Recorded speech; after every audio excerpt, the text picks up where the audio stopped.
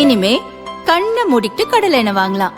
ஏன்னா மந்த்ரா கடலை எண்ணெய் இதயத்தின் தயாரிப்பு. வறுக்க பொரிக்க ஏன் எல்லா சமையலுக்கும் மந்த்ரா தான். மந்த்ரா கடலை எண்ணெய், அபார ருசி, ஆரோக்கியமான உடல் நலம்.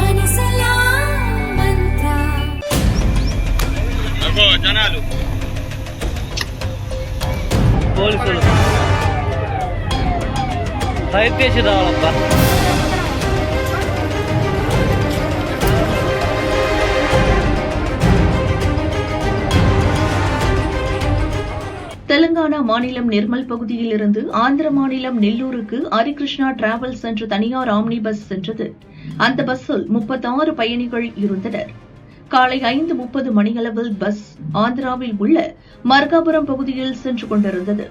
ஒரு வளைவில் திரும்பிய போது கட்டுப்பாட்டை இழந்த பஸ் எதிரே வந்த டிப்பர் லாரி மீது பயங்கர வேகத்துடன் மோதியது. அது ஜல்லிக்கற்களை ஏற்றி வந்த லாரி. மோதிய வேகத்தில் நடுரோட்டிலேயே டிப்பர் லாரி கவிழ்த்தது. நேருக்கு நேர் மோதிக்கொண்டதில் லாரியும் பஸ்ஸும் தீப்பிடித்து எரிந்தன. அந்நேரம் பயணிகள் அனைவரும் ஆழ்ந்த உறக்கத்தில் இருந்தனர்.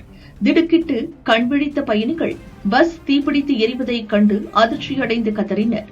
பஸ் முழுவதும் தீ பரப்பி கொழுந்துவிட்டு எரிந்து கொண்டிருந்தது.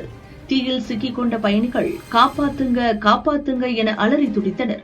சிலர் ஜன்னல் கண்ணாடிகளை உடைத்துக் கொண்டு வெளியே குதித்தனர். இன்னும் பலர் தப்பிக்க முடியாமல் கதறினர். பஸ்ஸிலேயே சிக்கிக் கொண்ட 14 பேர் பரிதாபமாக உடல் கருகி உயிரிழந்தனர். தீயணைப்புத் துறையினர், போலீசார் விரைந்து சென்று தீயை அணைத்து பயணிகளை மீட்கும் பணியில் ஈடுபட்டனர். பஸ் டிரைவர் உள்பட 23 பேர் படுகாயங்களுடன் மீட்கப்பட்டு மருத்துவமனையில் அட்மிட் செய்யப்பட்டனர். இதில் 5 பேரின் நிலை கவலைக்கிடமாக உள்ளதால் குண்டூர் அரசு மருத்துவமனைக்கு மாற்றப்பட்டுள்ளனர். அனைவருக்கும் தீவிர சிகிச்சை அளிக்கப்பட்டு வருகிறது. விபத்தில் உயிரிழந்தோரின் குடும்பங்களுக்கு முதல்வர் சந்திரபாபு நாயுடு ஆழ்ந்த இரங்கலை தெரிவித்துள்ளார்.